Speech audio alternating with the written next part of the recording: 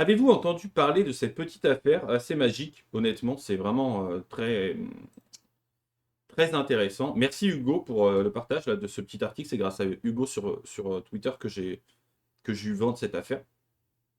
J'étais déco un petit peu des réseaux et du coup j'ai vu ça grâce à lui sur Twitter.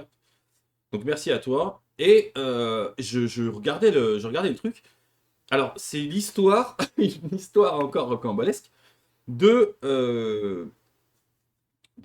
migrants alors de l'île Comore qui viendraient sur l'île de Mayotte en tant que migrants et en fait qui se sont fait pécho et c'est à peu près une centaine de personnes, 100 ou 200 personnes, je connais pas vraiment le chiffre, qui se sont invités dans un château. Je vous montre un petit peu l'image.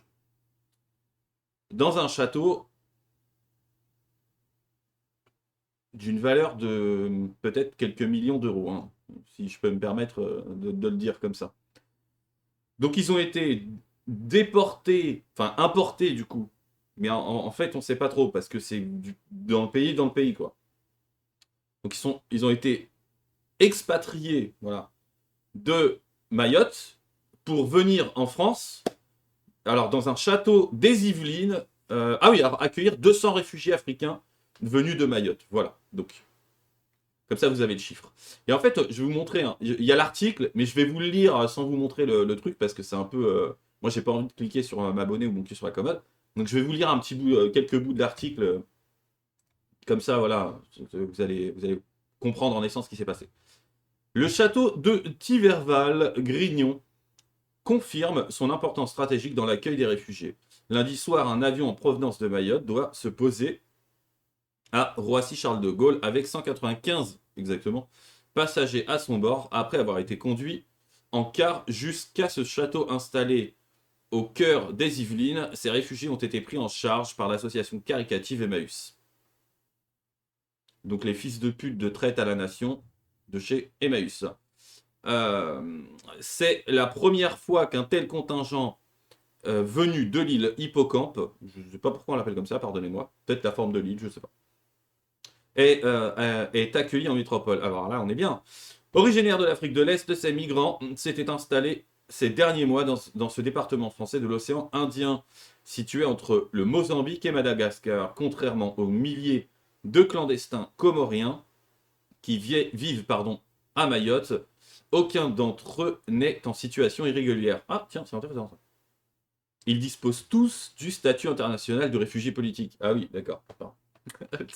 Le fameux euh, statut de réfugié politique. Moi, je vais le demander en Russie. Hein. Je vais dire, moi, je suis un réfugié politique, monsieur le Russe.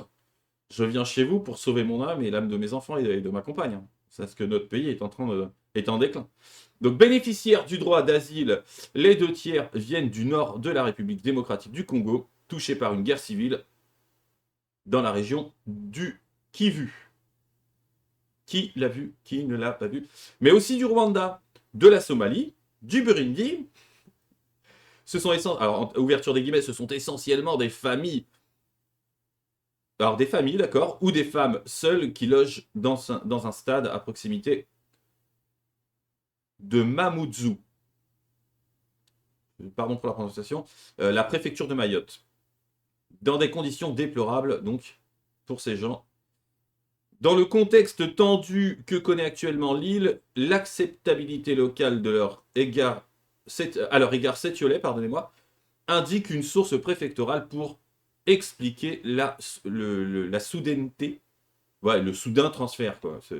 La rapidité de ce transfert. C'est bizarre, la soudaineté de ce transfert. Le maire a écrit à ses habitants dans les prochains jours une petite partie. Alors, c'est pas lui qui parle. Dans les prochains jours, une petite partie d'entre eux va rejoindre la famille en région parisienne. Mais c'est le caviar. Hein. La majorité restera sur place jusqu'à la mi-mars avant d'être dirigée vers des solutions d'hébergement pérennes en province. Concernant Tiverval, il s'agit d'un accueil transitoire de personnes en situation régulière francophone et venues en famille francophone. Ouais. Ancienne colonie française, c'est ce qu'ils veulent dire par francophone. Rassure, c'est pas des Belges quoi, ou des Canadiens, des Québécois. Rassure-t-on la préfecture? Non, on s'en bat les couilles. Alors, en dépit du caractère humanitaire de cette opération et du profit de ces personnes,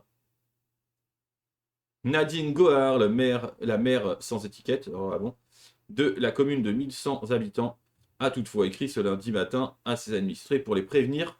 Elle dit regretter le caractère contraint de cette décision imposée par la préfecture sans négociation possible. Donc ça lui a été imposé. Ça lui a été imposé. Je ne peux que m'étonner de la soudaineté et d'urgence de cette demande. La situation à Mayotte n'est pas nouvelle, soyez rassurés. Que je m'attache à obtenir des garanties tant pour le bien-être et la sécurité des personnes, a-t-elle écrit. Bah oui, en même temps, elle a raison. Elle a raison. Donc voilà, bah, du coup, on accueille des migrants dans des châteaux. Je vous remets l'image du château quand même, hein, parce que c'est quand même badass. Voilà. Donc on accueille des migrants dans ce style de château, on est bien. On est bien. Alors si vous êtes français et que vous êtes à la rue, allez bien vous faire enculer. Par contre, si vous êtes ressortissant étranger, réfugié politique ou mon cul sur la commode, ou même au QTF man, assassin, criminel, machin, tout ce que tu veux, trafiquant d'organes et de drogue, tout ce que tu veux, tu peux tout mettre. Tu peux tout mettre dedans. Tu fais un sac, tu mets tout dedans. Ah bah, tu peux venir en France tranquillement dans la paix, l'amour et l'harmonie et profiter des bienfaits de notre vivre ensemble. Putain. Voilà, bon, ben, sur cette magnifique information, je vous laisse. Et je vous dis, abonnez-vous à la chaîne. Likez, commentez, partagez ces vidéos. Si ça vous parle, ça vous plaît, ça vous fait marrer. Et je vous dis à très bientôt pour une nouvelle vidéo. Là, je dois partir, je suis un petit peu pressé, je vous demande pardon. Et si tu veux que je sois moins pressé, tu t'abonnes et tu me rends riche avec YouTube. Hein? Tu fais de moi un riche YouTuber à 100 000 abonnés dans un mois. 100 000, 200 000, 200 000 même. Tiens. Voilà. Pour que je n'ai plus de contraintes temporelles et que je ferai que des putains de vidéos. Je passerai ma vie à faire des vidéos. Non-stop, vidéo, tu vois, genre non-stop, puisque j'aurai plus que ça à foutre et j'aurai de la maille pour... ce sera mon emploi. Ça deviendra mon emploi. Sur ce, portez-vous bien. Restez... Enfin, comment dire, stay safe, comme ils disent là, les survivalistes américains. Restez en sécurité. Prenez soin de vous. Et de votre famille, des gens que vous aimez. C'est important. Et dites bien à tous les autres d'aller bien se faire enculer comme il faut. Ça va les détendre, certainement. Faut espérer. Que ça pourra être un moment de détente qui les rendra peut-être un peu plus enculés, littéralement parlant. Mais peut-être moins des connards. Donc, voilà. Aimez les vôtres, vos familles, vos machins. Et les autres, dites-leur bien d'aller se faire enculer. À bientôt pour une prochaine vidéo.